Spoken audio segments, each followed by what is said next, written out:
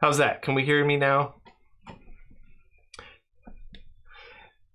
As I say, I think there's about a 6-second delay, so we'll find out here in just a second. This is the drawing board. My name's Doc Reed, and super excited to have everyone joining us tonight. Thanks for letting me know that I had forgot to unmute my mic. Tonight we'll be doing some Wolfwalker drawings. If you haven't seen the film, I highly recommend you go check it out. It's an absolutely beautiful film. We'll be dropping some links to some of the work, some of the character turns, and things of that nature here momentarily. And if you don't have a drawing prepared and you want to participate, we'll be dropping a link to some coloring book type of things. But yeah, so welcome. I don't know if I said this before or after I unmuted myself, but Lauren is going to be moderating this evening, so she'll be dropping things in the chat. If this is the first time here to the M of One channel, please like, subscribe, and keep us informed of movies and topics and things like that you want to see sort of featured here on the drawing board. We tried to tie them to monthly themes and pop culture so that we'll be talking about it on the podcast and then tying it back into maybe doing some character turns or studies or something like that. So we're going to jump in and get going. I've got a couple of treats, a couple sketches that I worked on, and if we get through those, I might jump into the amazing piece that Lauren had put together, and we'll be playing with that. So let's jump in. Tonight I'll be using Procreate to work on the inking, and one of the things that we'll be doing throughout this is going to be tweaking and experimenting and playing around with the applications that we're going to be using. So tonight we're going to be using Procreate. In the future, if more people are interested in how would you do that in Illustrator or Photoshop, we'll see about doing that as well. So, but until then, we're going to kick it off with a drawing of Meb tonight in Procreate.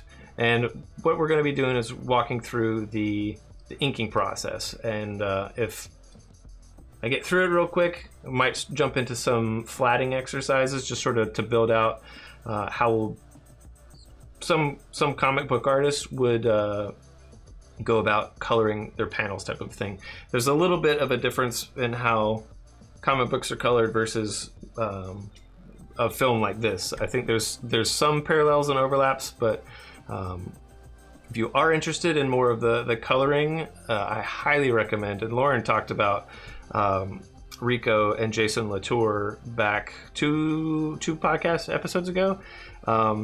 And Rico Renzi on Twitter has a handle called Colorist Jam, and basically he goes through and provides flats for a comic book art that is high enough resolution just for people to practice, work through warm-ups and exercises and pushing themselves to do better, think differently about how they're going to approach something and not have it be precious client work type of a thing, but you still get the practice. So we'll get you a link to that, and he's always dropping links to Dropbox where you can download files and play with them in whatever program that you're comfortable with. So we are going to get it kicked off and jump into inking. So I don't know how many of you have already seen the movie or are familiar with Cartoon Saloon, but they do amazing work and are constantly just blowing my mind with what they're able to do in the world of animation. The first movie that I saw of theirs was The Secret of Kells, followed by Song of the Sea, followed by this Wolfwalkers. They do have a film, I believe it may have been Tom Moore's first film. I don't know if it's a Cartoon Saloon, but it's in that family. It's called The Prophet. I believe it's on Netflix, and I haven't checked it out, but from what I'm heard, it's a lot more of an adult theme. There's a little bit more violence than any of the other 3 films that the Cartoon Saloon has put out. But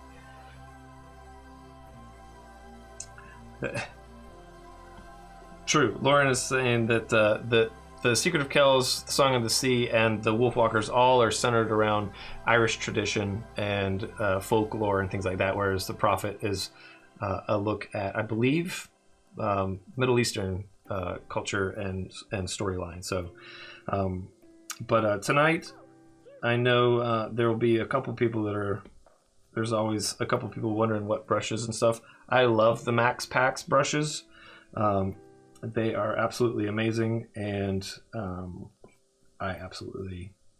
my go-tos.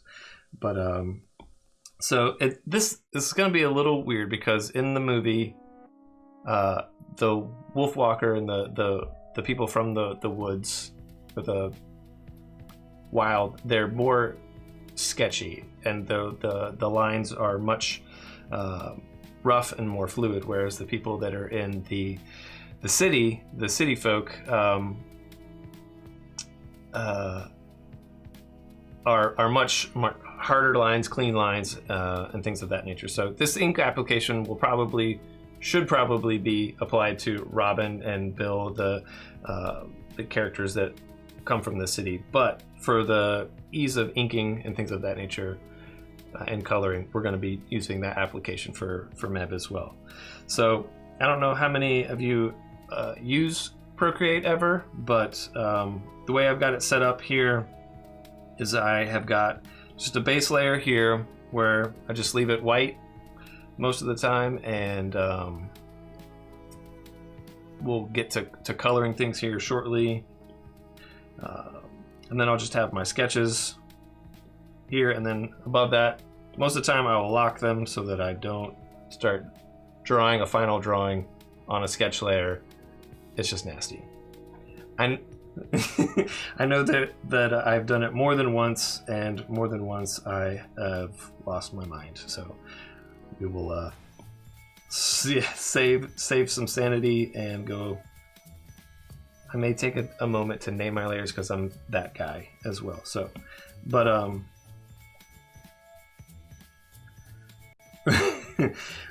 one of the things that one of my favorite things to do with Procreate or working with Procreate, is pulling up the nav bar and bringing over the photo app if I'm using references or things of that nature.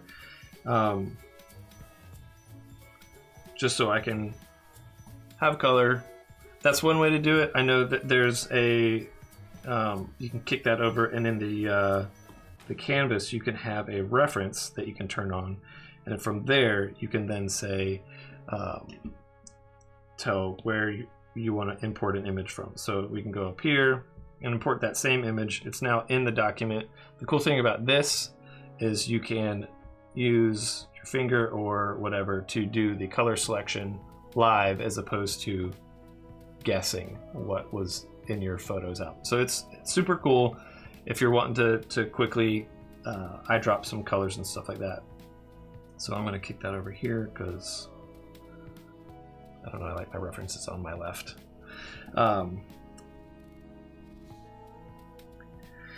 But feel free to drop in any questions you've got in the chat. Oh, well, thank you, Gabe. I worked hard on trying to not look hideous on stream tonight. Thank you for saying that the lighting looks good. Most of the time, I like starting with the face, usually with the eyes. So that's what I'm gonna jump in and do that now. So.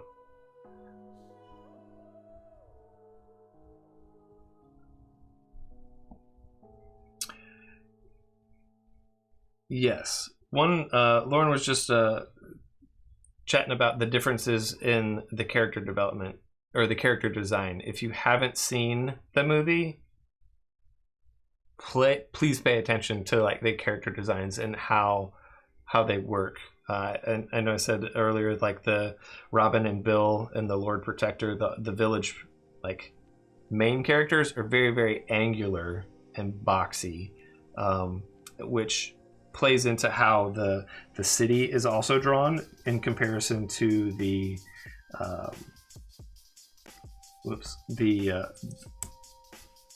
wolves and the woodland characters, which it took me a second when we were originally watching it to go, what in the world? Like, it seemed like a departure or something odd to have the characters look that different, but then the more it went on, the more I was like, oh, that's brilliant. Sometimes tap undo doesn't work. There we go. Yeah, sometimes it'll catch itself and then erase more than what you thought you were actually telling it to do. It's like, come on. But I'm going to turn on symmetry and see about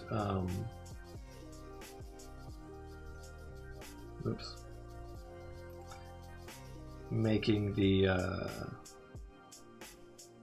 why is that not working? Oh, there we go. I was clicking the wrong thing. That's why it wasn't working. So here you can go in, set a point of symmetry. This will allow me to get her eyes looking the same size type of a thing. It's a fun trick. Sometimes I don't do it because most people's faces aren't symmetrical. We're not all born looking like Denzel Washington, and much to many people's chagrin.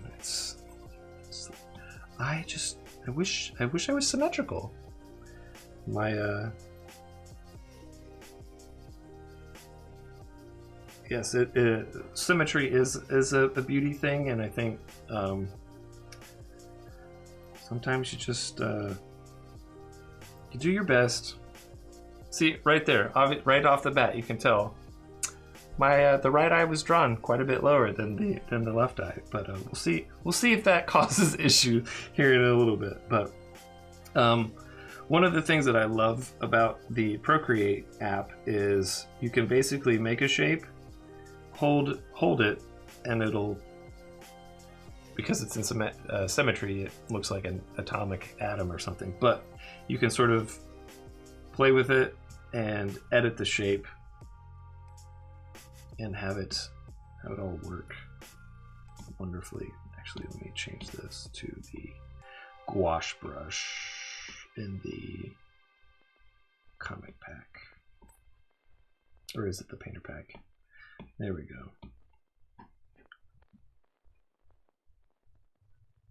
go. The reference tip, Gabe, is money. It's good. That just dated me, didn't it? None of the cool kids say that's money. And I'm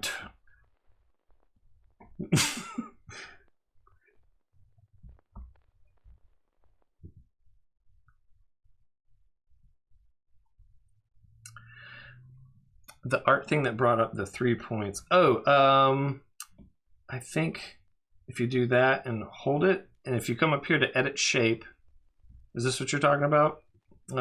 Basically, you can then angle, and it's their smart shape built in Procreate. It's amazing because it basically takes the precision of Illustrator and puts it with the drawing ability of Photoshop in one application. It's and the nice thing is that depending on what shape you draw, if you draw a let me commit that. If you draw a square and hold, you can do that, and then you can come up here and tell it, I want it to be an actual square or a circle or an ellipse, and then hit that from there. You can adjust. So we'll use that here in a little bit when we go to here. I'll just do it here since we got little circles under her eye. From what I was reading, a lot of the character turns and studies that they were doing about how to keep a character on model, and basically all that means is there's a sheet of, or a bunch of drawings that basically are a style guide, if you will, if you're in the brand design world, an identity of like, don't use our logo this way, please use our logo this way. Okay, there we go, clear that selection.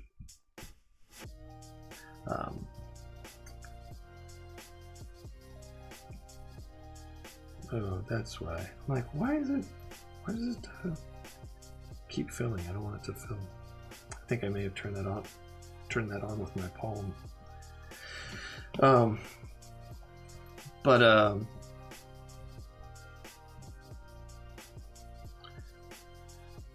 totally forgot what I was talking about with the character turns on model. Basically, that's a way to make sure that throughout the picture or the short or the cartoon or whatever, there's consistency in how the character appears. So you make as I say, I first learned about it in regards to Bugs Bunny, where depending on if the studio, Warner Brothers Studios, was in financially less favorable financial situation, Bugs Bunny had two whiskers on each side of his face as opposed to 3. And so you can sort of be like, oh, this cartoon was done when the Warner Brothers or Warner Animation Studios was a little bit having a little bit of a hard time financially. But basically, it's just a way for animators to have a reference to go, okay, were her ears more circular, or were they more oval, and things of that nature. So it's just a way to keep everybody working consistently and have a fluid piece, no matter who was working on it. That way, hand it off to a partner or another animator doing in-betweens, and basically you'd have keyframe animation, which was every, I don't know exactly which frame it was, but they did the main frames, and then they did the in-betweeners were the ones that helped out with the frames that were in between the keyframes. It's sort of like graphic designer, junior graphic designer, and then like senior designer type of thing. So the seniority got the good stuff, and everybody else, you worked your way up to having the good stuff. But one of the ooh, see that? Her neck was off center. I think at this point I'm going to turn symmetry off because nothing else is symmetrical about this drawing.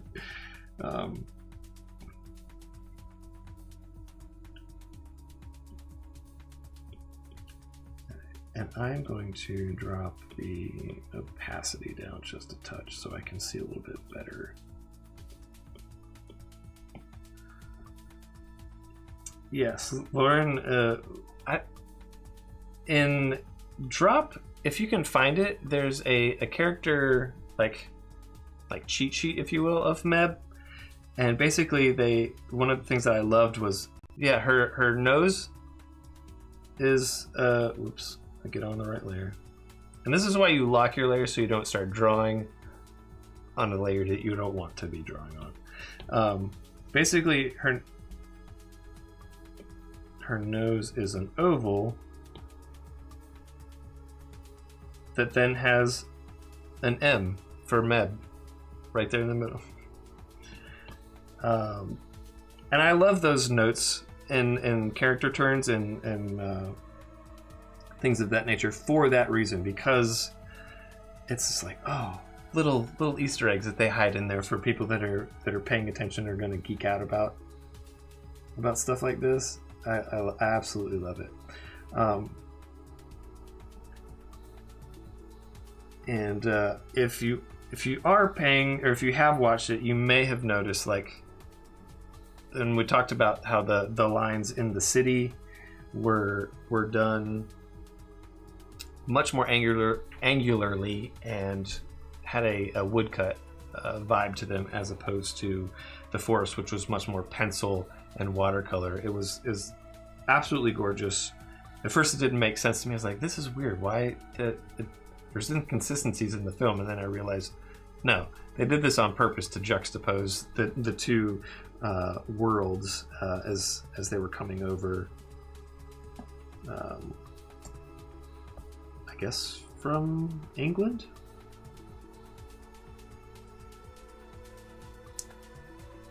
Yes, the studio is from Kilkenny, I believe, and this is an actual wolf walkers and shapeshifters were a Kilkenny. I think I'm saying that correctly. Yeah, which I absolutely loved. I'm like, I love when they're able to do that. And this, I'll say this character probably, it will be off model. I found an early sketch of Tom Moore, who's, I think, the creative director.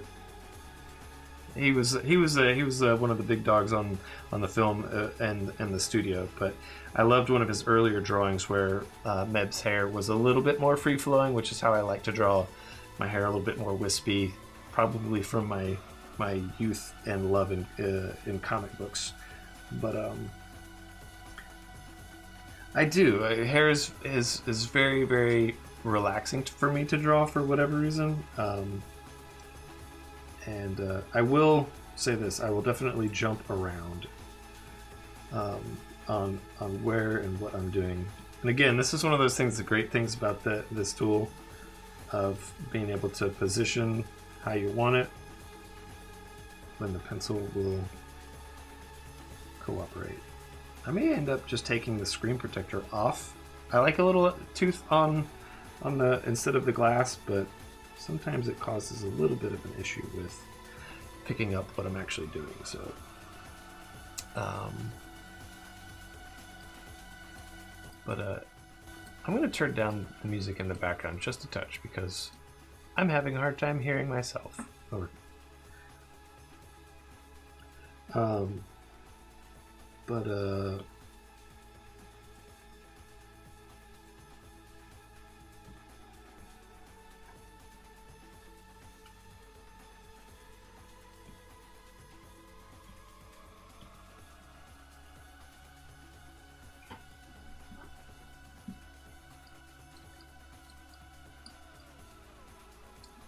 Yes, Krager make an excellent point about the character, the sketchiness, and the duality of especially Robin's character. And you see it in Bill's her dad as well, but the metamorphosis from city life Robin into the wild Robin, that those sketch lines do carry over, and it is a very subtle but very, very beautiful piece of storytelling that I absolutely loved. Honestly, oh man, is it Little Women that came out last year?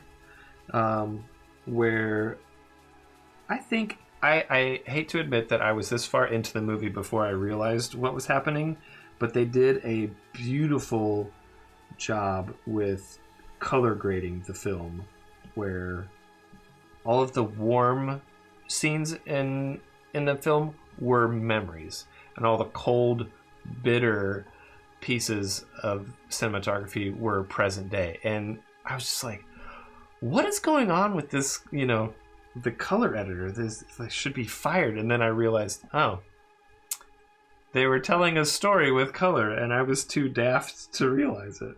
So kudos to things like that in filmmaking. I absolutely adore it, and more people should do it. And yeah, I'm pretty sure I'm just going to take off the screen protector. I bought a cheap one off Amazon, and I haven't been overly impressed. I mean, it's nice, but it has caused several issues in the tablet recognizing what my hand's doing. So, yep.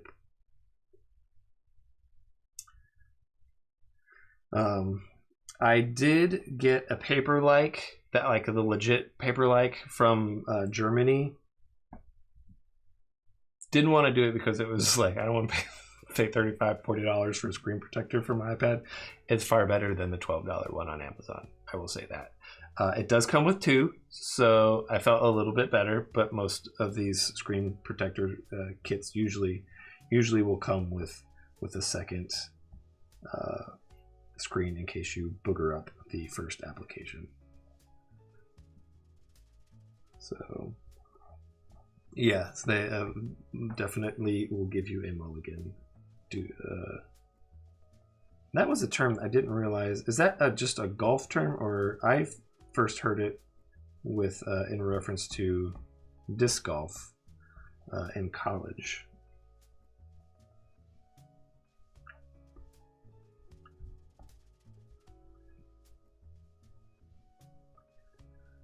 But yeah. So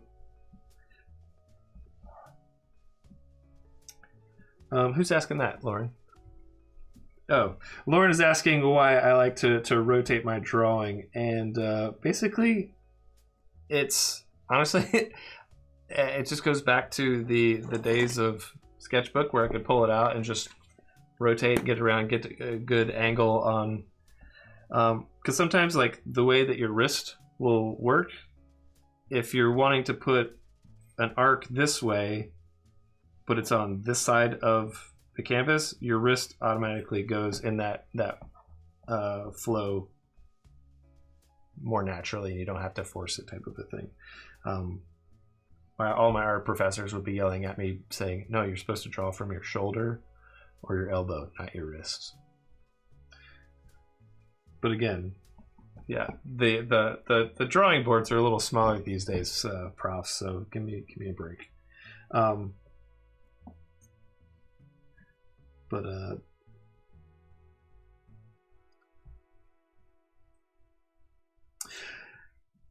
as far as having and not having a protector, a screen protector that has something, I hated the feeling of drawing on glass when I first got it. I didn't have a protector for this one when I first got this iPad, and I just was like, I'm gonna draw and see what if it's as bad as I think it is, or if it's just in my head. And honestly, I got used to drawing on the slick glass. It didn't bother me as much as I was expecting it would, which it surprised me because I was I like the analog. I like drawing on paper still, and fingers are hard. I like the feel of texture and stuff like that under my pencil. Just enough drag to let you know that it's there, and because you get accustomed to that, and then you've got to go relearn how to hold a pencil.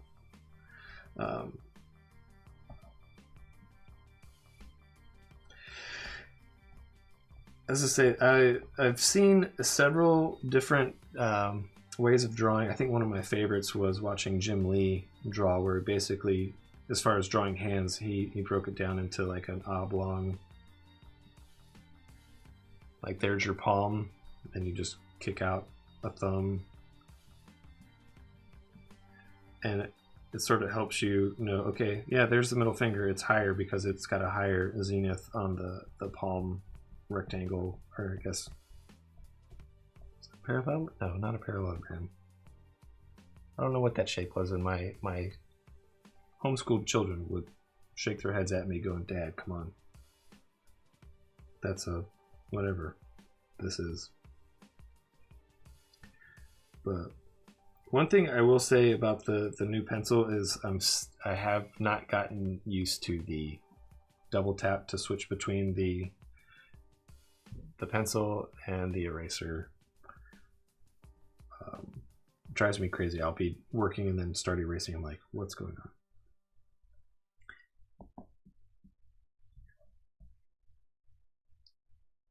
But you get used to it, and Then you go, oh, I know what I'm doing. I'm an idiot.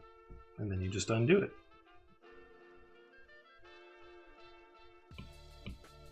Yes, undo is a lifesaver. And one of those things where if you're like me, you have definitely double tapped real things in real life and then go, oh, this is real life. Undo doesn't work. Command Z, double tap, all of it's gone. I have to physically get a rag out, clean up the mess that I made when I spilt the cereal bowl.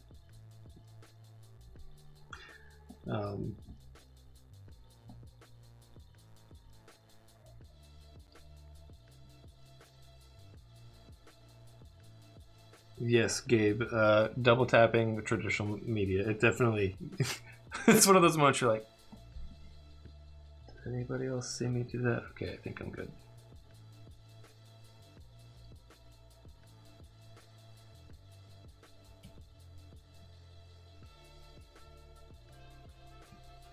I will say this, planning out your drawings with traditional media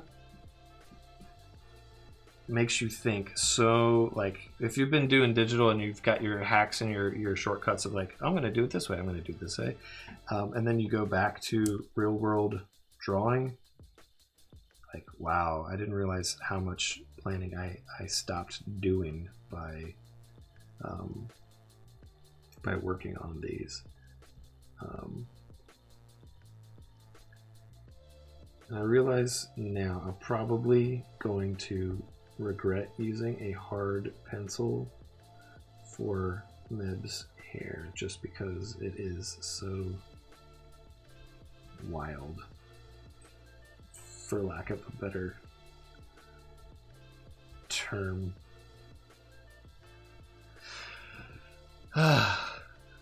Patrick, to answer your question about why the lights are on, why the sun has not gone to bed,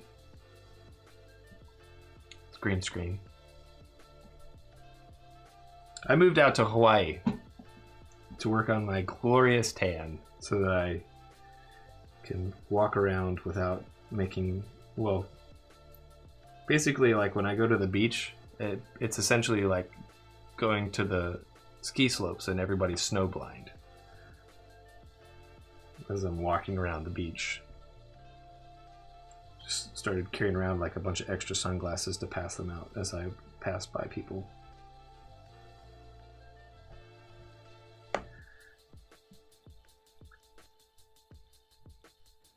So I did have a couple people follow me around trying to, with their mirrors, trying to get as much bounced light as possible. I was like, dude, yeah, leave me alone.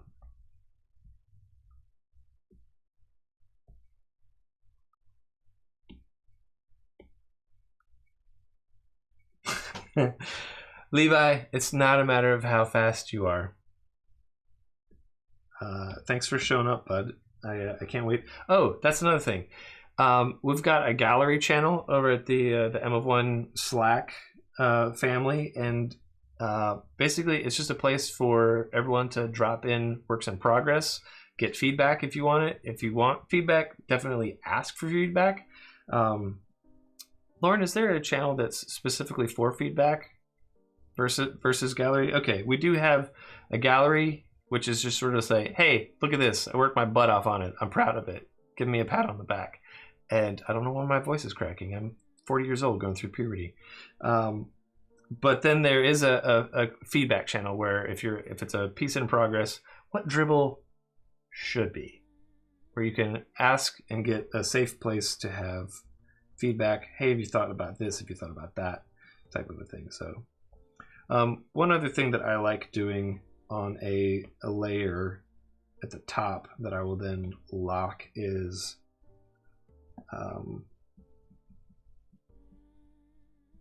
write down what brushes I'm using for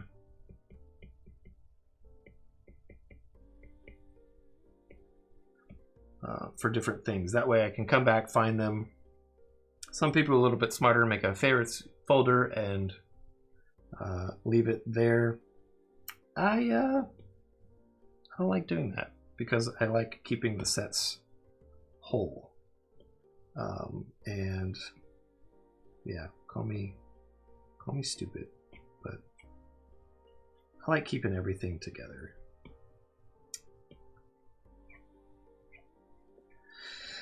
Gabe, as far as the camera goes, I am using my Nikon that I picked up. I picked up a Cam Link because the $20 version from Amazon that shoots 1080 or converts 1080 kept squishing me, and so I waited till everyone stopped wanting to stream and the Cam Link prices came down from $400 to pick them up at a normal price, which is still a little high at $100. But yeah, I picked it up on Amazon. I just shoot my Nikon, run it through the HDMI. But yeah, I can't find the Inky. Can't remember what pack it is, and this is the reason that it's good to have a favorites folder, so you don't waste time.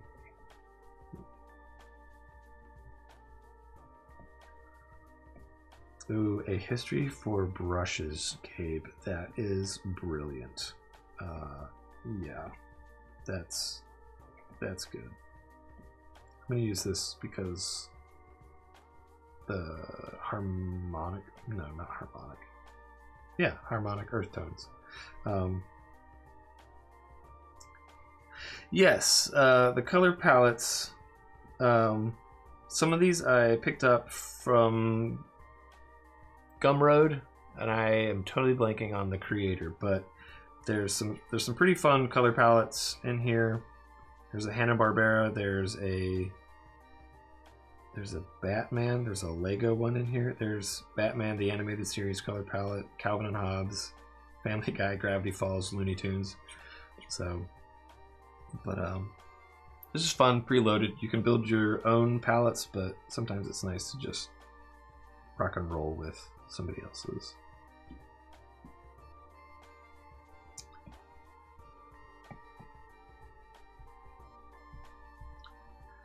Yes, starting with color palettes. Lauren was saying that it's difficult sometimes to like know where to start. It's like starting with a blank canvas and wondering where in the world, you know, what do I want to go, or where do I want to go? What do I want to do with this? And sometimes it's nice to have stuff preloaded. That's close. That you can just jump in and go, yeah, this is what I want to look at.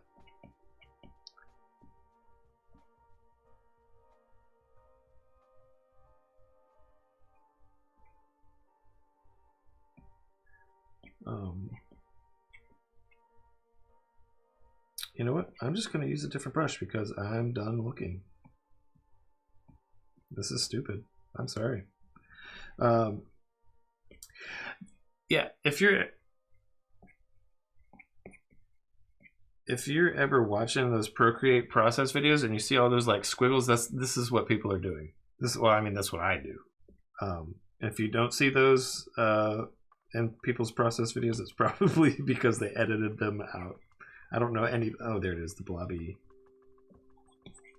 Yes, that's it. So just look at the character difference on the. Whoops, wrong layer.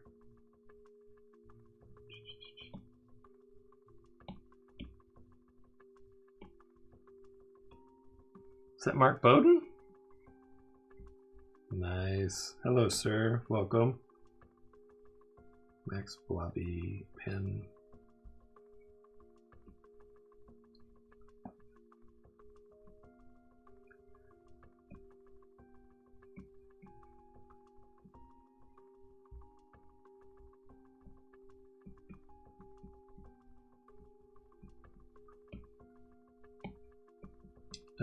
Yes, the Krager and Gabe, that I forget what they're called, smart curve or whatnot. I absolutely love them. And yes, Gabe, you have a great point about streamline, where you can just crank the streamline here, and basically you just tap on the brush that you want, and it will, oops. If your streamline's down, you do that. It follows pretty close to what you're doing, but if you jack up, you see it smooths out your line, and it sort of takes an average of your highs and your lows and puts it right in the middle. So I don't like it super streamlined because sometimes I want a lot more detail where I'm wanting to do something like this, have it real tight. If you do that with the streamline, it sort of screws with the way that your hand works. So yeah, cranking streamline is a great way of getting a smooth line. Lettering artists love it. Drove me bananas the first time I tried Procreate. I was like, this is garbage. So it's actually not. It's actually a really good feature of Procreate. But yeah. So I've messed around with this quite a bit. So I'm going to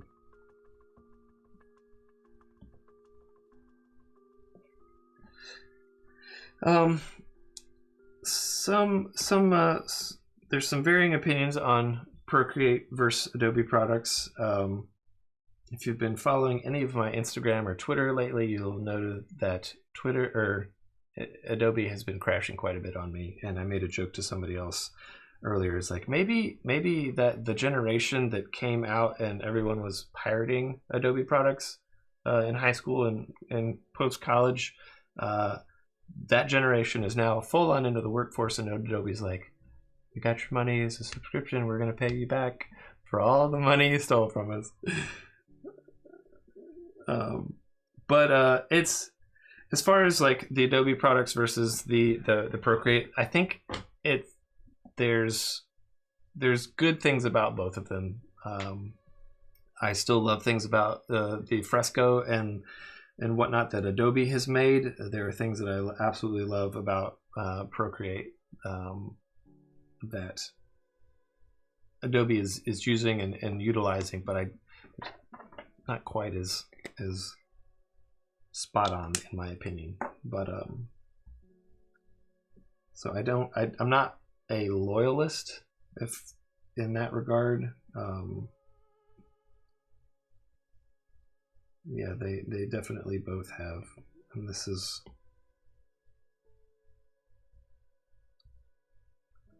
I don't like typing on this, so a lot of times I just do MEBH because I'm lazy, and most of the time when I'm writing with the Apple Pencil, it doesn't actually write what I write because apparently I have nasty handwriting.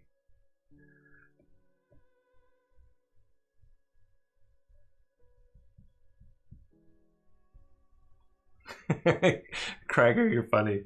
Glad that you're learning something. Hopefully, as these go on, there'll be some more tips and tricks that. I mean, honestly, that's always how I have always learned from watching other artists. In the agency world, it was always, wait. How did you do that? Run that back. How did you get that new layer? What was the shortcut you did? I was always learning by watching over peers' shoulders and just going, well, that will save me an average of 4 hours a day by using that shortcut because I always would do X, Y, and Z. My favorite shortcut in Illustrator or Photoshop or all right, so Lauren was asking about my favorite shortcuts for applications.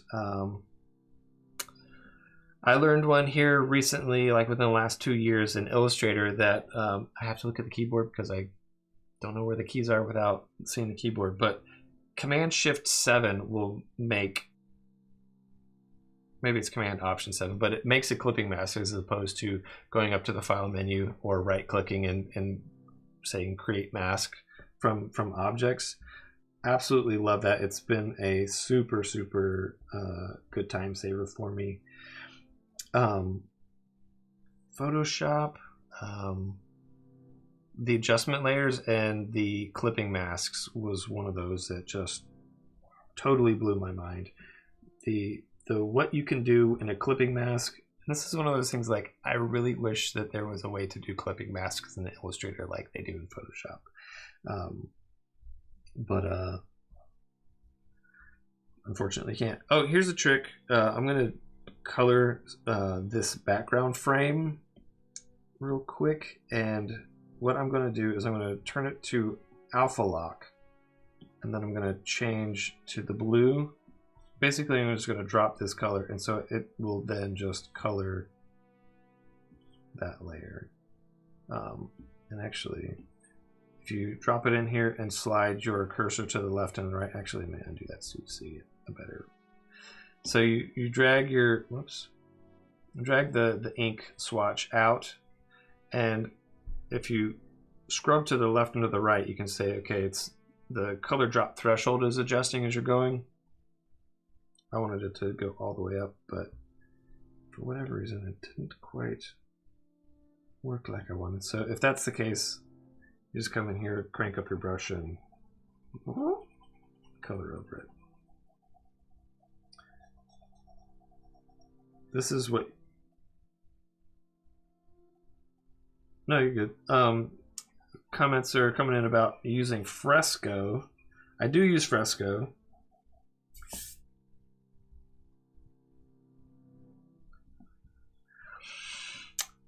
Yes, Mark, you are absolutely right about that click to drag to fill Procreate versus Fresco. It's so much smoother. The user interface is so much better in Procreate for that standpoint. What are some of the other comments, Lauren?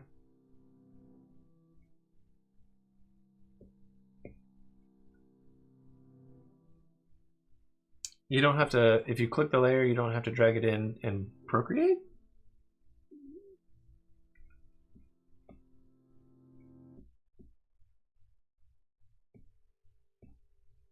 Oh, click on the layer. I'm going to duplicate that. Try that. Okay, so double click the layer, fill. And this concludes the drawing board this evening, ladies and gentlemen. That's a great tip, Mark. Holy cow. That was, yeah. Okay, Cragger, were you paying attention to that? Hit the rewind button 15 seconds and have your mind blown. Mark, thank you. That's a great tip. Again, this is the wonderful thing about drawing with community and family. You'd be like, oh, bro, you're wasting so much time by doing it that way. Let me show you a shortcut. Yeah. Mark, I love you. Thank you for showing up and constantly teaching me new things all the time. I love it. All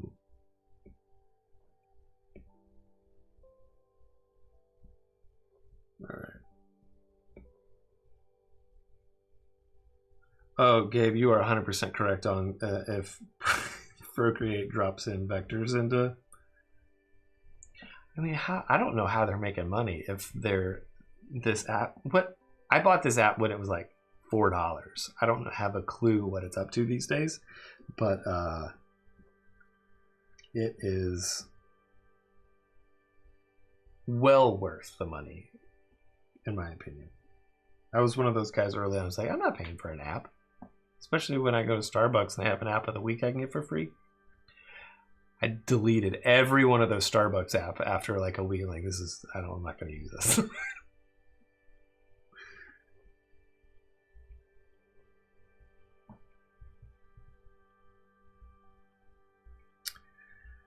Lauren makes a good point. When your go-to standard is Photoshop and you're like, it's nowhere near as powerful as Photoshop, it is a bit more agile. And you start taking, I will say this, they do vector and they get a magic wand selection tool like Photoshop. Definitely game changer, Gabe. Haven't quite mastered this automatic selection, like what I want when I want to select a color from a layer. Like you go up to select range in Photoshop to isolate all the blacks or the whites or whatever, if you punch the contrast to get a line drawing out. I do that all the time in Photoshop to isolate like a flat scan. I'll go in, do a select range, a contrast, a real high contrast image, and then make marching ants of the selection, and then fill that layer with black. Most of the time I'll convert it to a smart object so I can scale it, things of that nature, not lose resolution. I can't quite figure out how to do that in Procreate. So if somebody's out there knowing, drop a link or a comment in the channel or join the Slack channel and tell the community how to do it, because I want to know.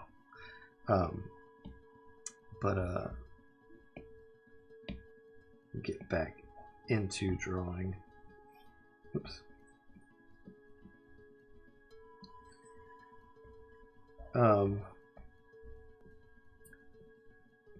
Trying to think of some other things that was super cool with the way that this movie was done and the storyline. I do wish the storyline had been a little bit longer. It felt like we got to the end too quick.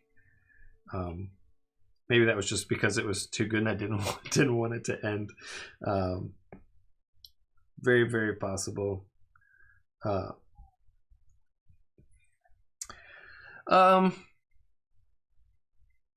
Yes, ask in the chat, is it too soon to start talking spoilers about the movie? I mean, it came out in January. We're almost in March. That's 2 months. I guess there's a couple people that don't have Apple TV, but if you're here and you haven't seen it and you don't want spoilers, put that in the chat. Let us know. Stop talking about it or talk as vaguely as possible.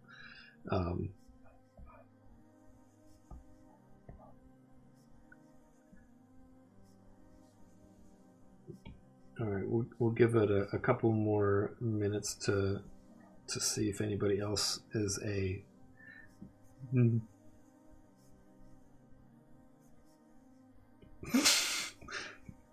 Gabe, I love you.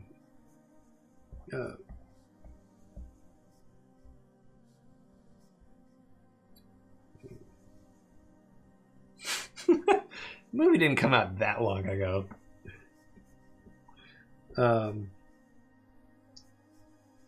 Yeah.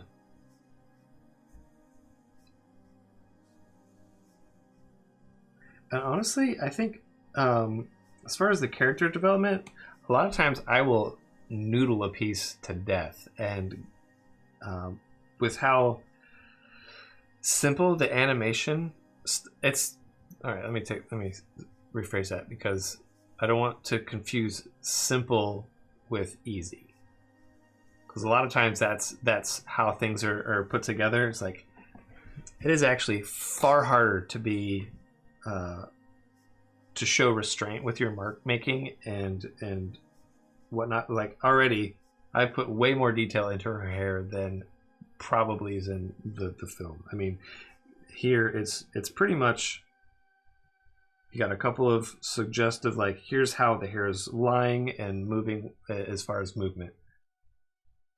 Real comic booky application into her hair.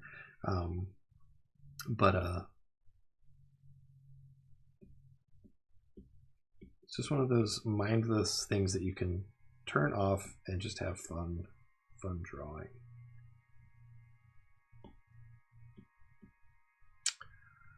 Oh, Mark, you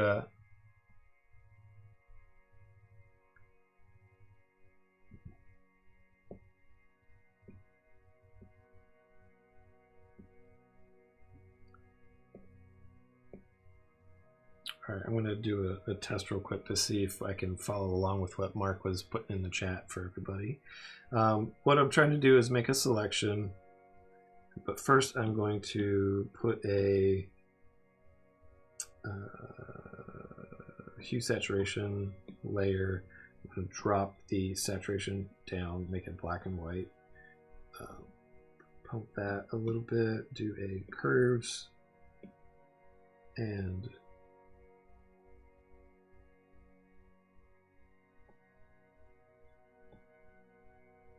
get the colors. Oh, I'm not 100%. Yeah, I'm not sure why the. Oh.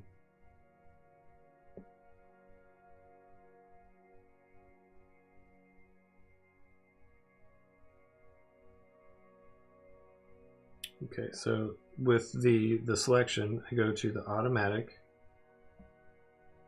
drop in there, slide it like this.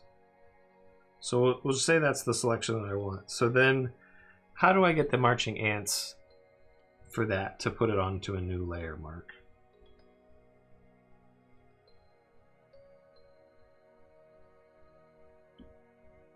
Because that's what I want to do. I want to turn that off.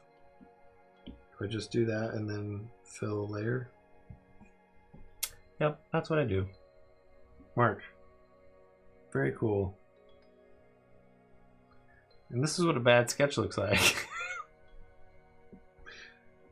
Okay, that's pretty dope. I was frustrated because most of the time when I would try to get the selection, I was trying to click on it to move it like I would in Photoshop. So it's good to know that that is the workaround for that, is to not do that and to just go put it on a new layer.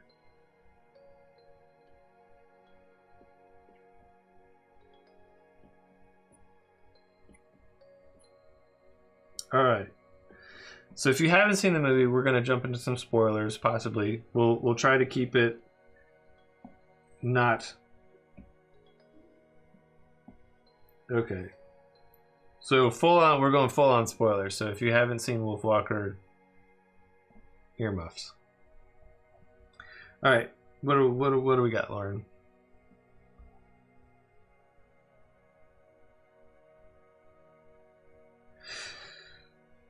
So Lauren's asking if we see any foreshadowing of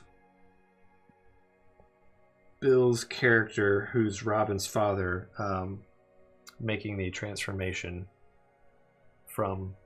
into a wolf walker. And honestly, I don't know. As a father of daughters, it was one of those things like, I was mentally there and I was curious how it was going to transition. I think the idea of the storyline of basically a father who's sworn to protect his daughter. Mom's not around. I'm assuming that she's either passed away, got sick, died before they moved, or during childbirth or something, but mom's not in the picture. And so obviously there's that oath to his wife, like, I'm gonna protect her, I'm gonna do everything I can to keep her safe. And then the fact that his daughter then becomes something that he's been sworn to hunt is one of those, like, it may not have been quite the Luke, I am your father moment type of a thing, but there was definitely some of that duality of what am I gonna do type of a thing. So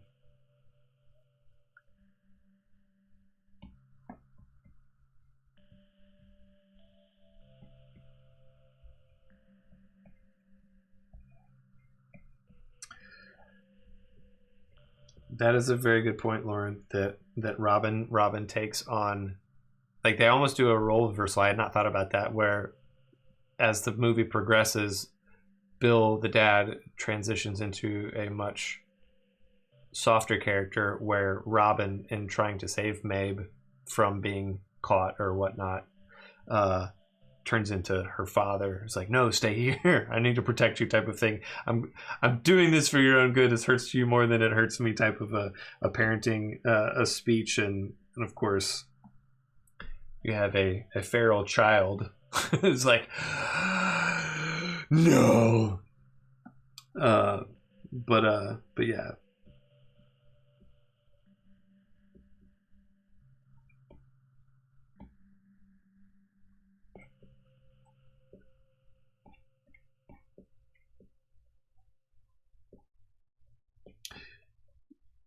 Yes, the end of the movie is pretty wonderful from a conclusion. You don't oftentimes see too many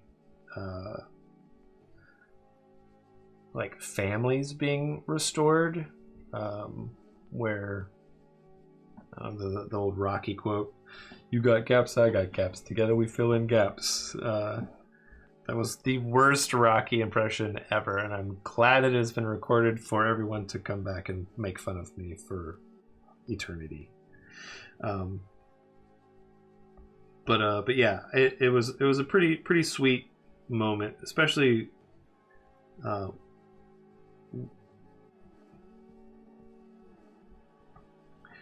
that is a good point, Lauren. That having that reconciliation or that closure, that fairy tale moment there at the end was definitely a good heartwarming, because like, let's be honest, like there are some of those real intense Puritan moments of honestly, I was scared to the Hunchback of Notre Dame, the villain in that movie, like scared the crap out of me. And there was some of that vibe in Lord Protector, where it's just kind of like, keep me away from that dude.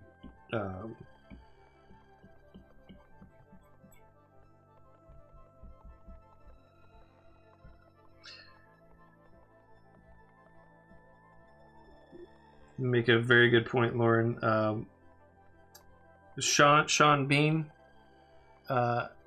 We I don't know. Do we love him as an actor because all of his characters died? Or like, no. Or yeah. So he voices Bill, who's Robin's father. For all intents and purposes, like the hunter in the story, and that struggle between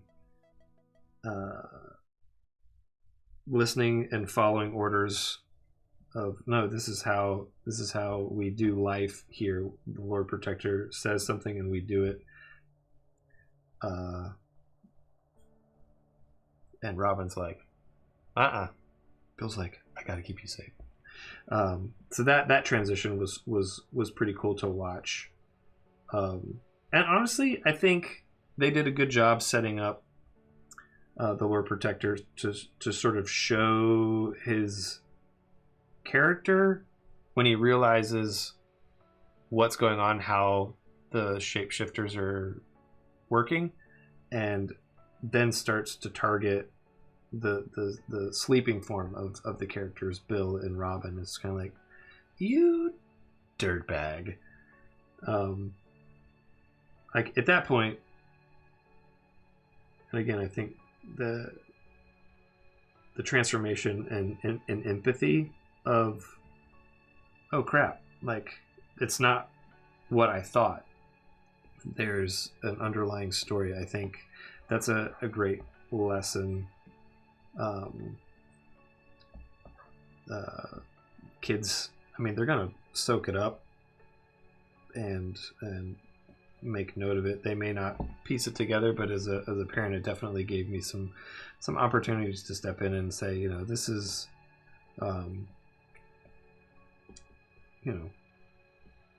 just because you see and experience things this way doesn't necessarily mean that that's where everybody else is coming from. So be gracious in how you're talking to people, how you're interacting with people, and take a moment, step back from your perspective a little bit and try to see from their perspective.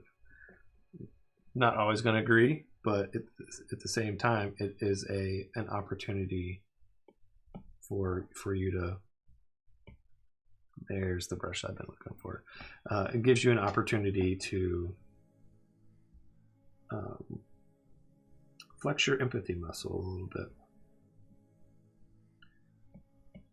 Oh, my kids absolutely love this movie. They actually, within doing some of the prep for the stream here, they, my third daughter asked, she's like, hey, can we watch Wolfwalkers tomorrow for movie night? I'm like, yeah, we can do that.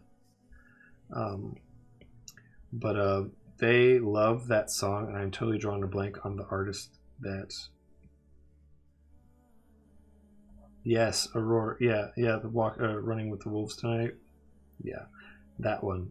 They sing that song constantly, and it's pretty adorable when you have a 2.5-year-old, 3-year-old completely tone deaf, just at the top of her lungs. I'm running with the wolves today. She gets her vocal range from me. I'll see what I can do about getting some video of that and dropping it in the Slack channel. Also, while we're talking about Slack channel, up here there's the m1.network. Head over to the website. If you aren't a member of the Slack community, there's a button up there at the top of the nav where you can click it. It'll send out or initiate an invite cycle, and come join. We talk about all kinds of things: movies, pop culture, things that we want to buy and that our wives and wallets hate us for buying constantly. Sure that there's some husbands out there that hate it as well, but it might just be leverage for, okay, my wife bought this, I'm going to go buy something for me. So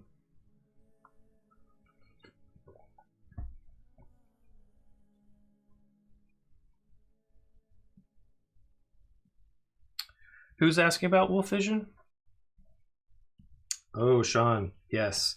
The Wolf Vision, that was pretty dope. I mean, I've not ever seen animated night vision and smell-o-vision. Like, yeah, it was pretty cool for sure. Good call on that.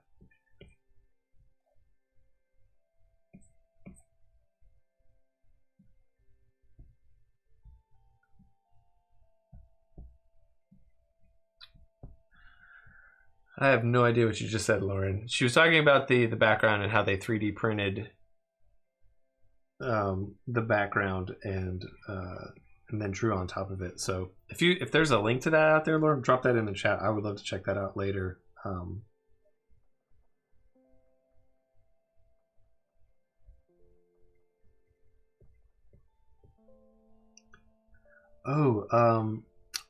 the site that you found, that Lauren found, the site that had mask and character turns. If you're clicking through there, I think it's the Butler Gallery in Ireland is doing like an animation class for like 10 to 14-year-old kids. I bought a couple of tickets and we'll be sitting in with my daughters watching that happen. So I realized at this point I had sort of morphed into shading as well, and I did what I told myself I wouldn't do, and I did it on the same layer. But one of the things that I wanted to show you all is sometimes you'll see artists or drawings where the line work is colored a certain way, and one of the ways that I do that is by creating a layer and then making it a clipping mask. Basically what you can do, there's a couple different ways, but let's say whoops, nope, don't do that. Get it back off of automatic. We'll try that again. Go around, make a selection of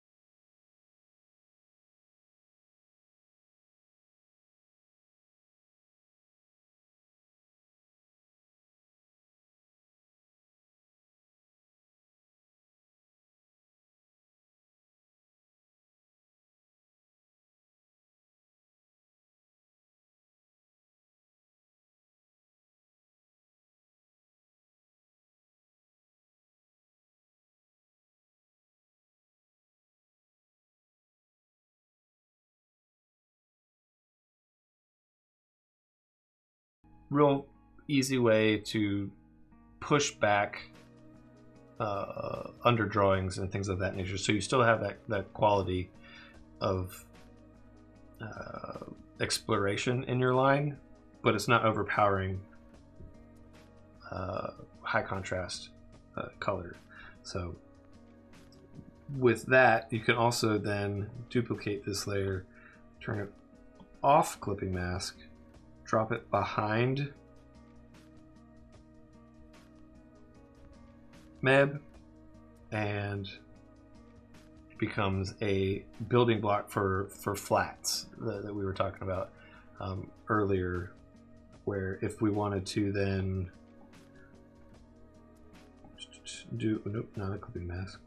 We want a new layer to then be a clipping mask. So you basically then repeat the process. So I'm gonna make another selection for the hair, and since everything is going into the layer underneath it as a clipping mask, I don't have to be precious with the line work outside of what has already been drawn, like the borders and the boundaries of the drawing. Yeah, it's a cheater's guide.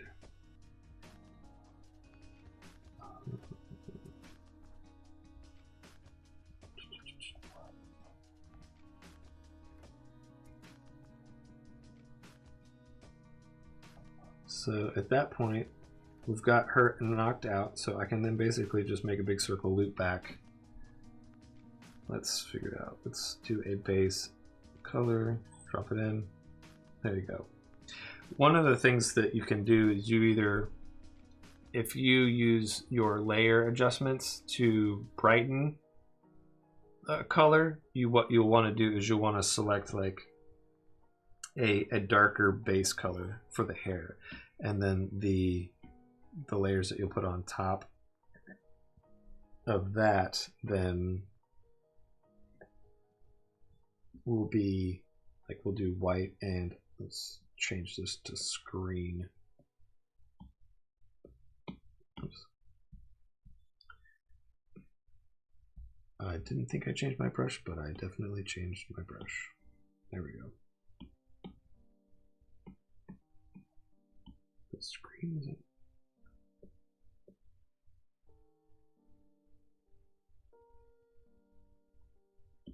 Let me change that to a lighter yellow. Mark, I'm going to use your trick. Nope. I did your trick wrong, Mark. Yeah, alright. I don't think that'll make a good selection, so I'm just going to undo. Just going to clear that layer and start over. Let's see if this is. So if you want to put in highlights, if you're drawing highlights, you want a darker base. But if you like drawing more of the shadows, then start. And if you like putting shadows and highlights, start with a middle ground color that'll allow you that flexibility to push.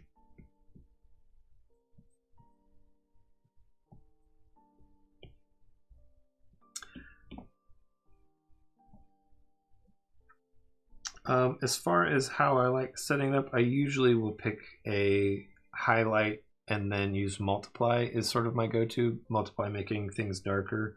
So for that, let's go back and pick up a lighter color for the hair, and then come back up and we'll switch that to multiply.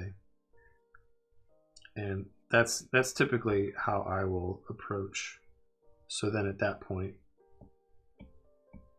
this is also where you want to be good with a light source. So let's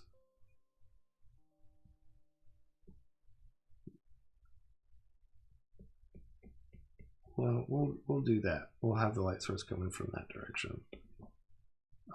And since this is my drawing, I can do that. If you want to have it coming from another side, put it there. Basically, that just is reference for you to go, okay, the highlight would not be happening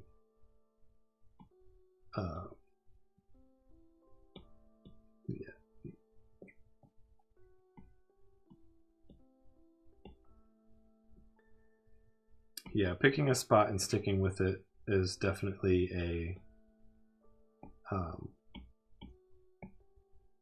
a way that I like to work, because that's not the brush I had. Darn it. I'm just going to use that one. So yeah, picking a spot and then going with it, you can figure out like, okay, I'm gonna do the under. Actually, I'm gonna deepen that up just a bit. Select layer. This is what I wanted to do earlier, Mark, and I couldn't think of it.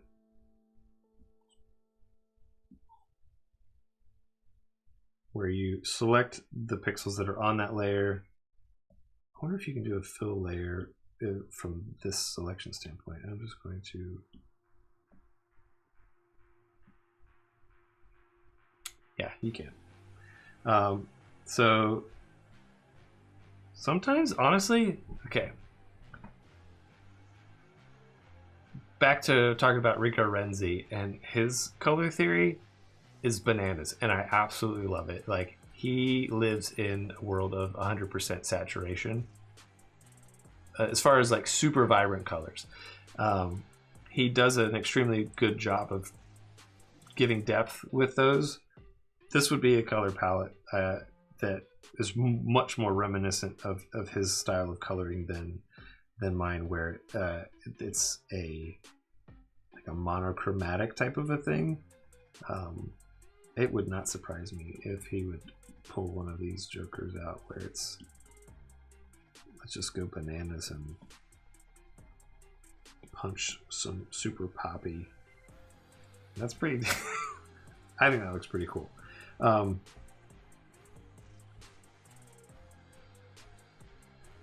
again,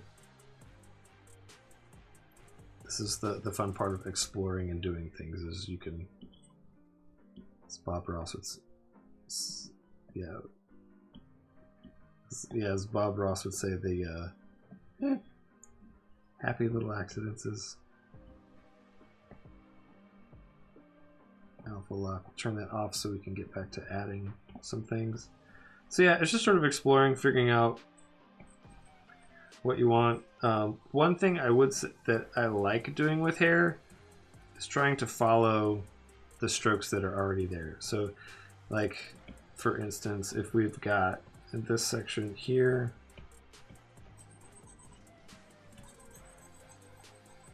and I'm wanting to brush that or paint it,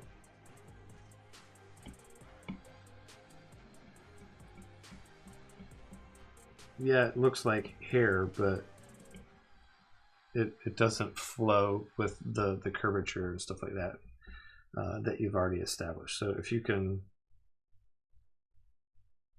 figure out a way to bring that along, that's a much more convincing. And then you can come back. Here's a trick. If you're wanting to use the same brush to erase with, if you click and hold, it will give you that little drop down, and it'll basically, okay, we're now using the brush you were using to draw to erase with. So you can come back in, drop your brush size down a little bit, and then kick back out some of those highlights, get rid of them so that it's not so overpowering. Or you can just reclaim, erase, sort of like the clear mode in Photoshop, where if you're in Photoshop and you're using the brush tool, if you go up to the brush mode and you click, should be normal, but you can change it to multiply. Basically any of the layer blend modes, you can do that with the brush mode. if you click it to clear, it basically turns the brush into an eraser, and it will erase on your layer and mask and things like that. It's Kyle Webster, Photoshop master. I picked that one up from him on I think it was an interview. It may have been an interview with AID over on, or Mark Brickey over on AID that I was like, oh man. Because that was one of the things that I hated about Photoshop was what brush was I using? That's why I started writing down what brushes I was using, because I could never get back to where I was. So using the clear mode allows you to stay within the brush without switching between the eraser and the actual brush tool. So that would be one of my favorite Photoshop shortcuts. How's everybody else doing? I was gonna say, I'm trying to figure out if there's a way to do like a Discord or something live that I could pull up. Or maybe I wonder if I could pull up Slack and see some of the drawings if anybody's got.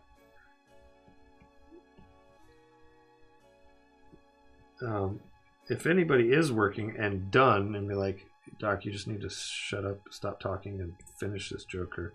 And you're done and waiting, drop it in the Slack channel, post it on Instagram, tag Master of One and myself, I am Redicus, and let us see what you've been working on, where you started, where you're going, what you learned, and we will. Lauren will be doing some digging around, internet searching, and post it into the chat here. One of the other nice things about having layers separated out is then you can easily come back in and go. You can use other layers as masks. So, whoops, I did that on the wrong layer. But come back in and use the mask or the layer underneath it to give you a nice clean edge to clean up your drawing. So let's go ahead. Does anybody want to see more of the flatting, or do you want to jump into some more inking? Or let me know if you've got questions on a different part of the process with this, and we will. I'll draw her other hand while you drop stuff in the chat.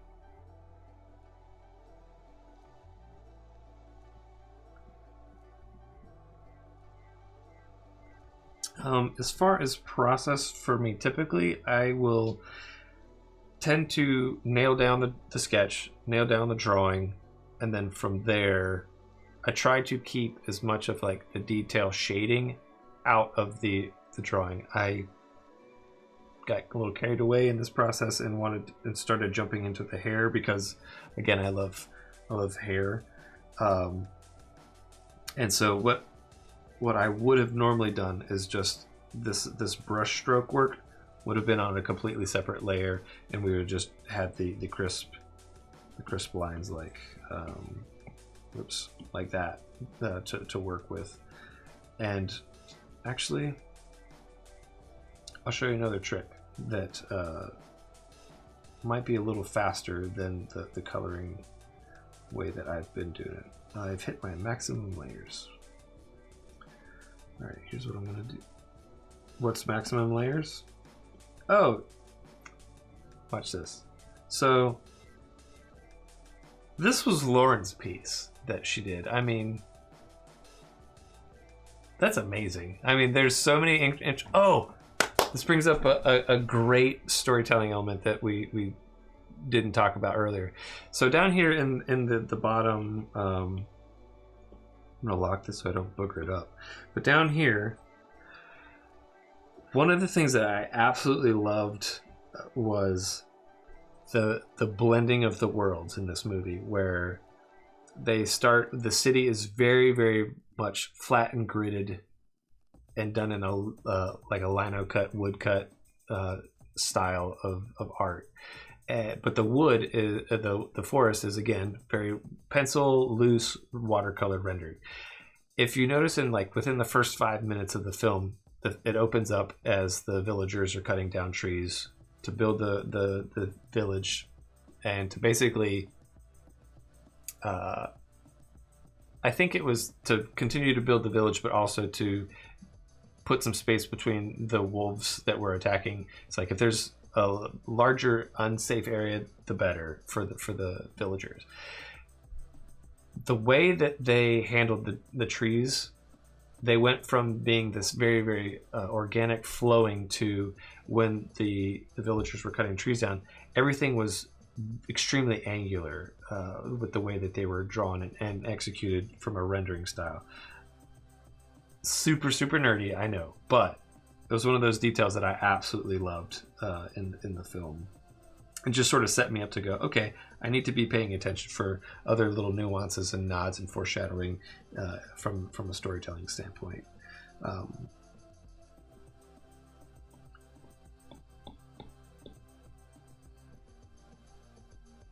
Yeah, and it's if you're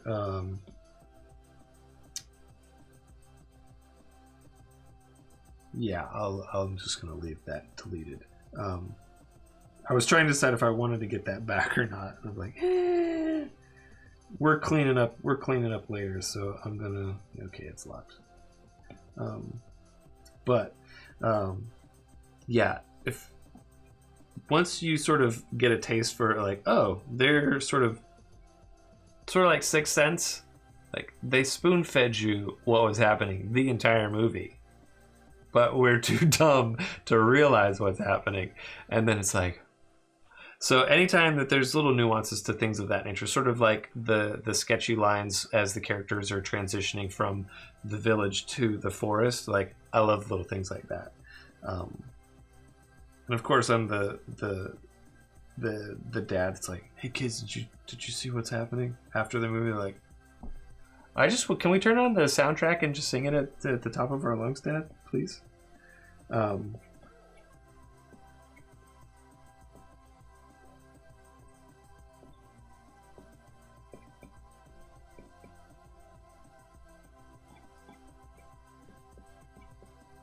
They do pull a lot of styles, and I mean, I think that's one of the nice things about film production is the breadth of work that goes in at the beginning to nail down what they don't want, what they do want, and how to maintain that consistent throughout the film. I think it's when I first was looking at the art of Pixar books and things of that nature, I'd see these real like, this is really cool. This is like, why didn't they go with this as a direction? It's just sort of like, this is how, like with the Incredibles, like the cut paper costumes that they would construct. It was like, this is super, super cool. Like you get an idea much quicker than noodling, drawing, color paint and stuff like that. With it being such a quick, oh yeah, here's what we're gonna do for Frozone. And I said that and immediately went to Batman. I'm like, no, that's Dr. Freeze. But the fact that they can do that and have a visual language and vocabulary to sort of build on, I think is pretty cool. And it also keeps everything from being homogenized from the beginning type of thing, and having a sort of a bulldozer of a application to the film. So I think it's fun, that exploration part. So let me jump back in and show you another like a cool reference trick with coloring. So I'm going to basically re-ink this real quick. So bear with me as I don't talk for a hot minute.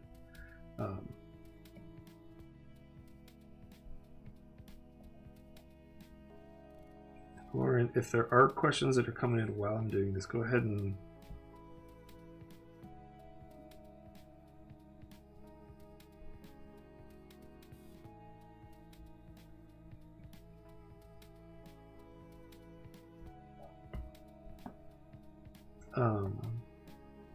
Gabe, you were asking about layer masks. What was that again?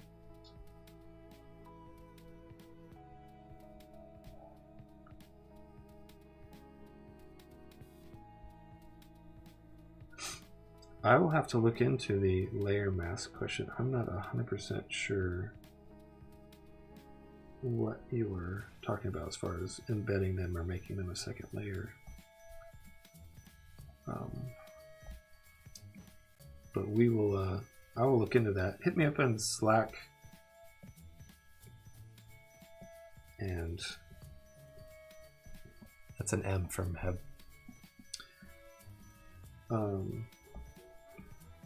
I did it on purpose that time. Yeah. True.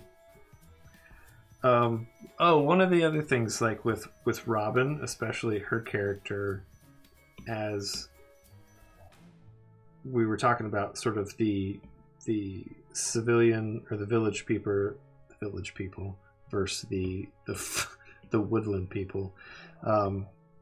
Or the wolves. Come on, undo.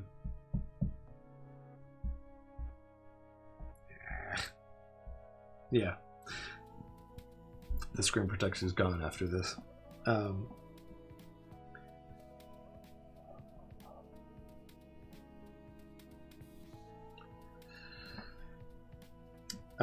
I think, Gabe, to your question about the layers taking up, or the mask taking up a layer, I'm pretty sure it does count as a layer. I do wish that that was not the case, but I think it is, unfortunately. So real quick, I think I've got this to a place where I can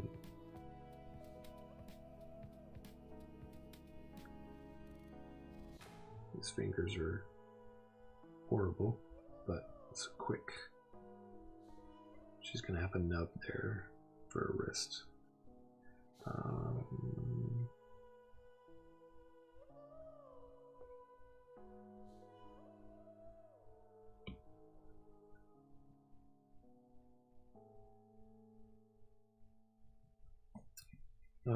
Okay, so one of the things that you can do with a reference layer when it's... I did it again. I drew on the frame layer instead of the other one. So what we're going to do is I'm going to turn this into the reference here. And basically what that'll let me do is layers underneath it. I can then say, and it will fill just the layers. It basically uses your drawing that you assigned as a reference layer as those hard edges. But again, they have to be closed or you get bleed like that. So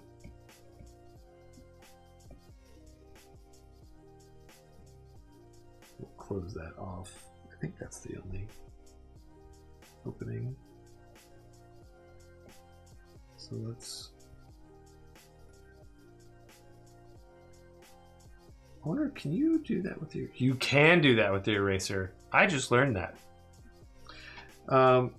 Yeah, you can fill... Oh, no, let me... Nope. Okay, that just filled it with the eraser tool. Even though the eraser tool is selected, it just... Okay. Not as cool as I thought it was. But I think it'll work for what we're doing. So basically, you can...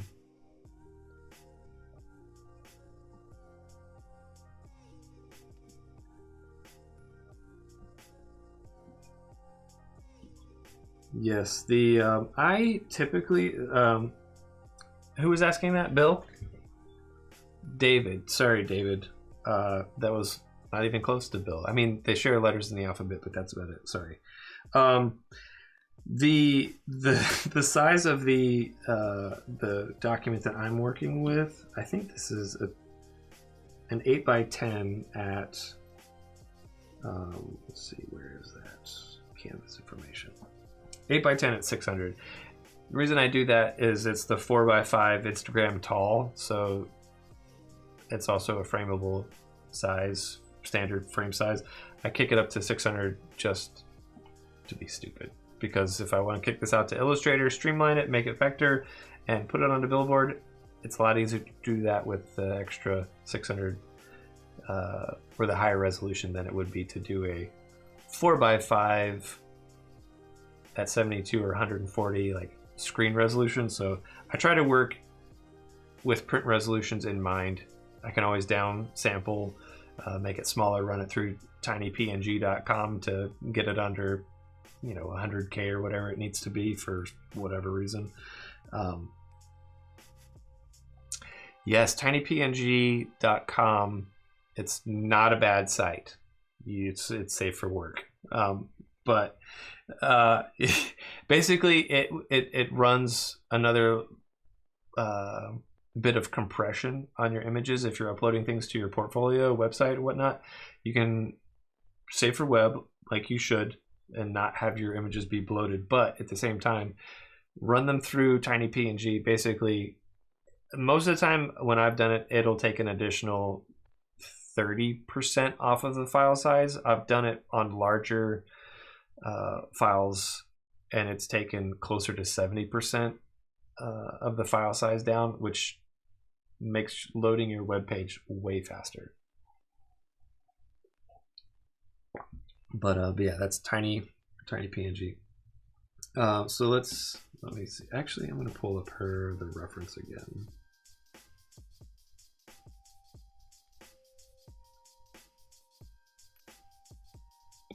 Gabe is saying JPEG. There's a site called JPEG Mini. I have not heard of that one, Gabe. I will be checking that one out as well. Make sure I'm on the right layer. So real quick, we'll just pop these colors in here. So, like I said earlier, this is a super fast, down and dirty way of doing it. However, the downside, and this is the reason I did it the long way around the first time, when you turn off your drawing, it's going to make a liar out of me, because apparently I filled in the drawing at some point. But typically what will happen is your image will look like this.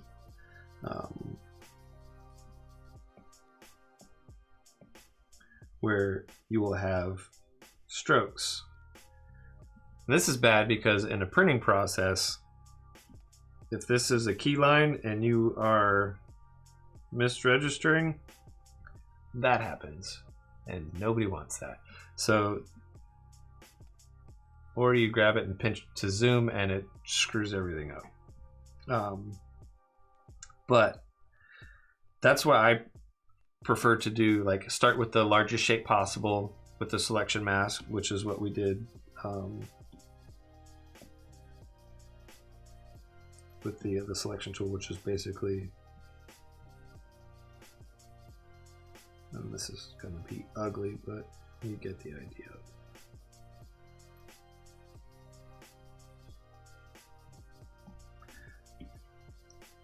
Nope, I got to turn off the reference on this guy. So when you do that, that's solid, no matter if the layer's on top of it. So what you can do at that point is then build on top of that with your clipping masks. Do another clipping mask, and this time we're just going to do the everything else. And basically what you're doing at this point is just reducing and whittling the smaller shapes that you want down into layers. That way you can come back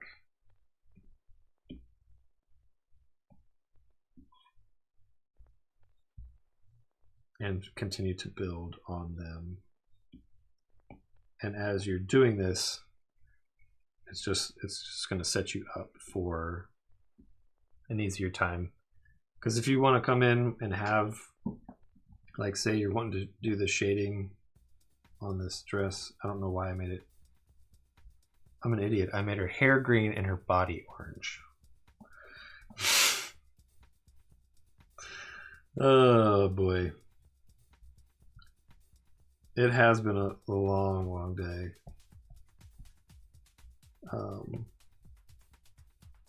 So we'll do a select.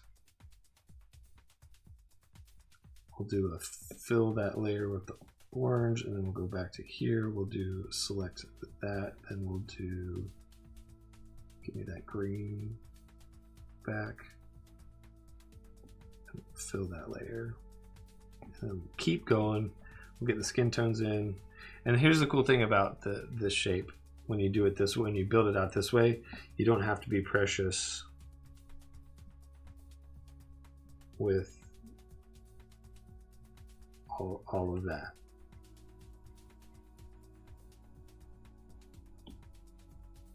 Unless it's going to make a liar out of me.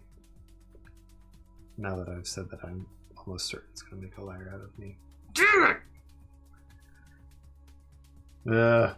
But the reason I think that, or was saying that, is I've got a Photoshop action set up so that when I'm doing this in Photoshop, it copies the layer and then makes that an alpha lock, which is the step that I was missing. I'll show you that on a future drawing board where I'll even drop the Photoshop channel in, or the Photoshop action into the Slack channel if you're interested. But I mean,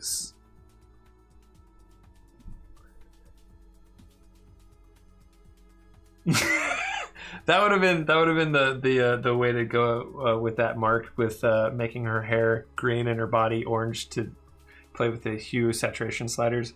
I honestly don't mess with a lot of that stuff as often as I need to.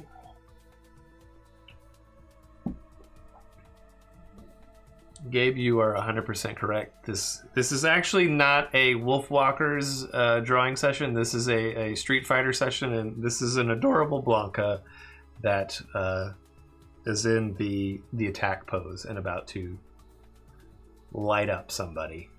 What time is it now? We got we're at 10:45. Probably gonna wrap it up here in the next little bit. Realize we don't really have a finished drawing at this point, but got fun learning stuff from you all in there in the chat. So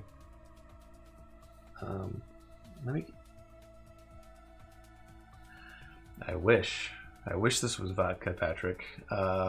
This is a peppermint tea, and I've actually tried not to be drinking quite so much so that I didn't have to put up the "Be Right Back" bathroom sign, which looks like this.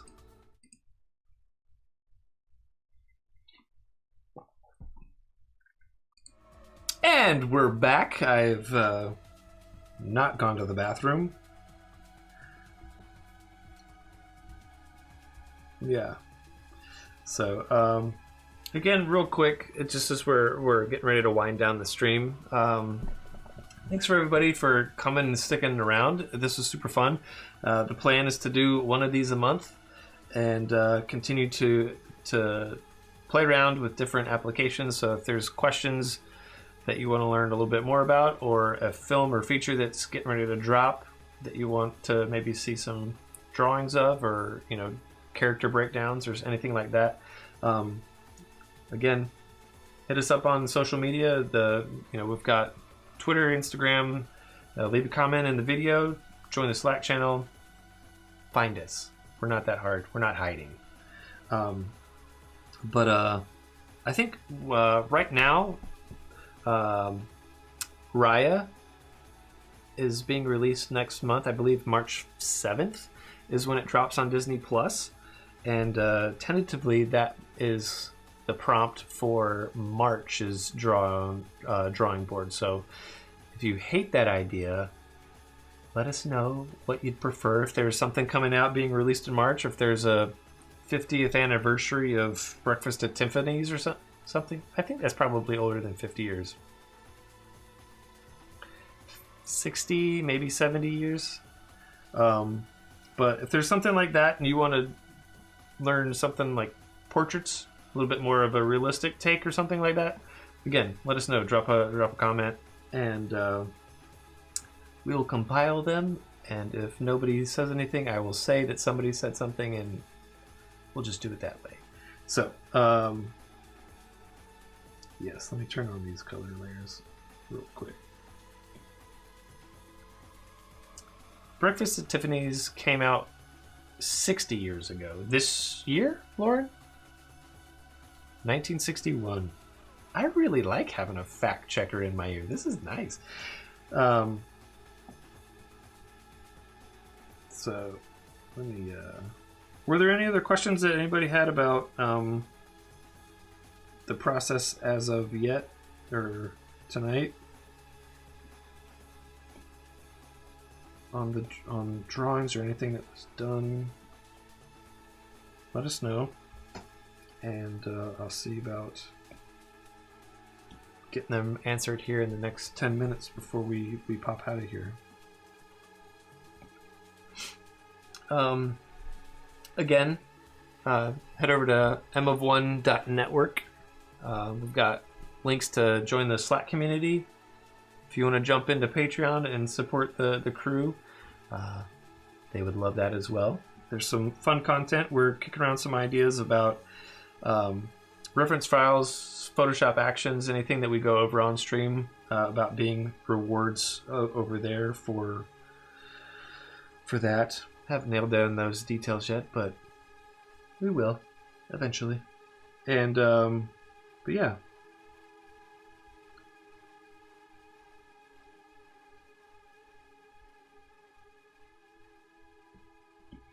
I was like, where did the reference drawing go for? There we go.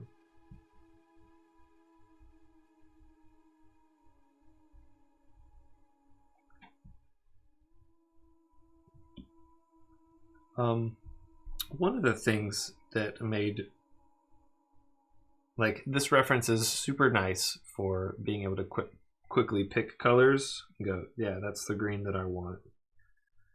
But if, back to what Mark was saying earlier about, I thought you had colored her hair green and her skin, whatever it was, I screwed it up. But if if you are starting with a color palette, and this is again another trick I learned from Kyle Webster, and I'm probably gonna not do it justice, but if you start with a like a color palette that you like, start with your reds, your primaries, your red, blue, and yellow.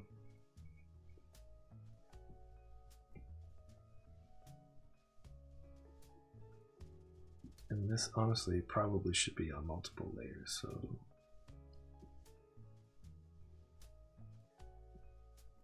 but for right now we'll do it like this.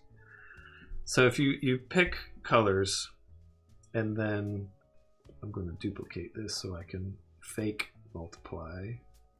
Did that tell me I couldn't duplicate? Darn it. Okay. We're gonna delete some layers and clean. You know what? Say, I already did that. I'm on the wrong one. So here's a fun Procreate thing. If you click on a layer, you can drag it out. Want to put it into another document?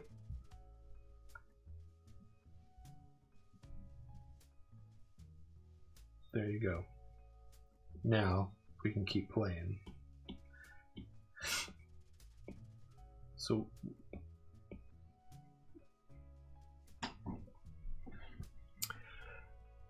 Krieger, I'm hearing you've posted your drawing in Slack. I can't wait to check it out.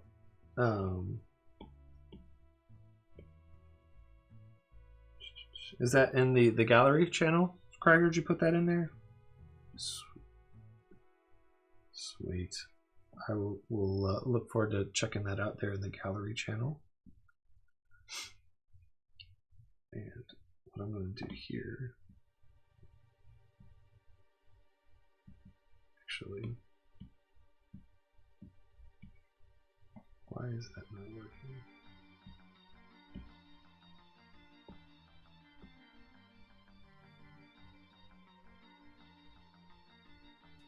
I wonder if it's because I'm going to be super pretentious and put on this hand glove thing. See if that helps with palm rejection problems.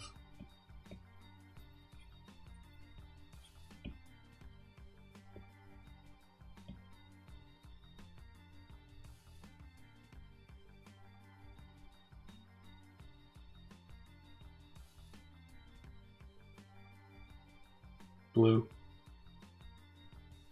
That's another reason. Thanks, Siri. We'll just leave that as flu. Yeller. You just have to enunciate. Yeah. You gotta speak up. Siri's a little hard of hearing.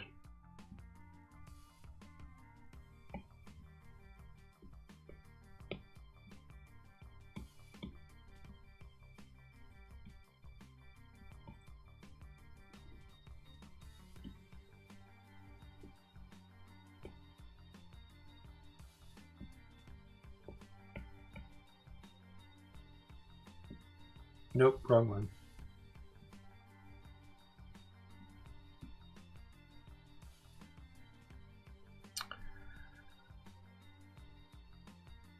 So, was that a chat question, or did you ask if I could turn into an animal, what animal would it be? If I could be a shapeshifter and turn into something, what would it be? Man. That should have been a question that I thought of with the whole theme of this movie being shapeshifters. I'm glad I watched this movie with the shapeshifter being a wolf, because like for a long, and it probably still is a bit of a joke with, like, you got the Hangout movies that were, you know, talking about the wolf pack and the wolf. It's almost like wolf sweaters are almost a thing, like ugly Christmas sweaters are a thing, like yeah, I mean, everybody knows that they had one of those t-shirts as a kid.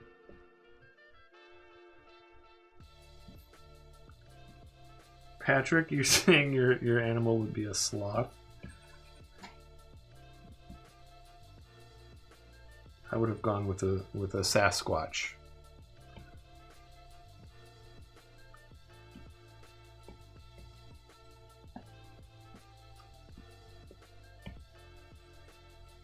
Yeah, I would imagine that if you get to choose, that does make a difference on... Why is this not erasing?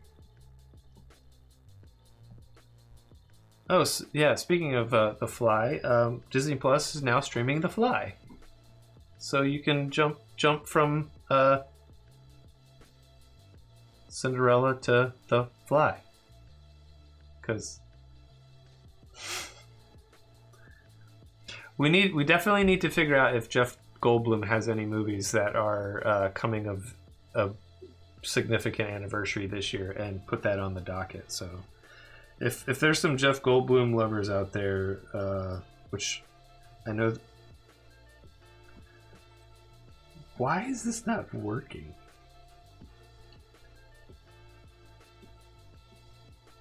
Oh, because I'm an idiot. That's why it's not working. I thought I had turned off all of the layers that were on that had it, but alas, nope.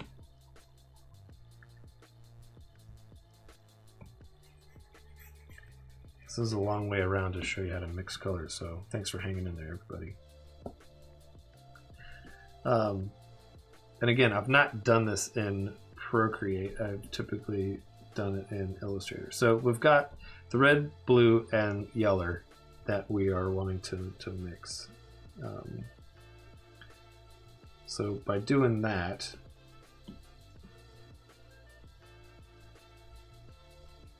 right there is the start of our palette. We've got our green, we got our purple, we got our sort of deep red or orange type of a thing. That at that point in Photoshop, where their brushes are a little more powerful in the color mixing, you can basically go, here's my green, here's my purple, and there's automatic color harmony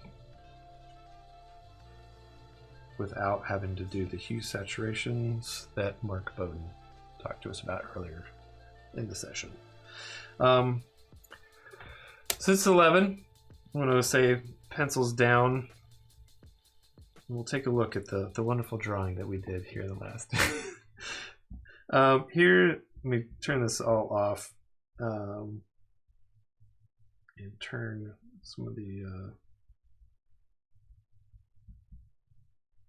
Let me go back to the other file, but.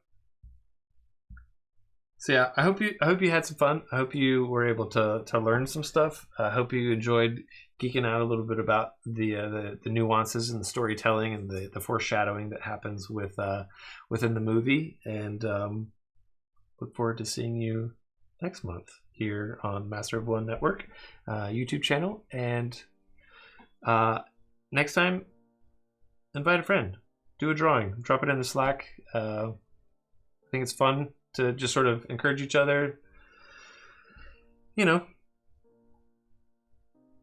support your friends, tell them to do good work. If they don't do good work, help them do better work.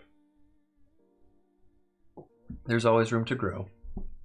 So yeah, thanks for everybody again coming out, and can't wait to see the drawings that you do. You know, tag us again at Master of One Podcast on Twitter and Instagram. Jump in the Slack channel, drop it in there, and if you want, yes, Lauren is saying definitely to tag us on Instagram, and we'll be posting them to our channel, stories and things of that nature. So again, right now, Raya, March, drawing topic. If you want to change my mind, get at me, and until then, we'll see you next time.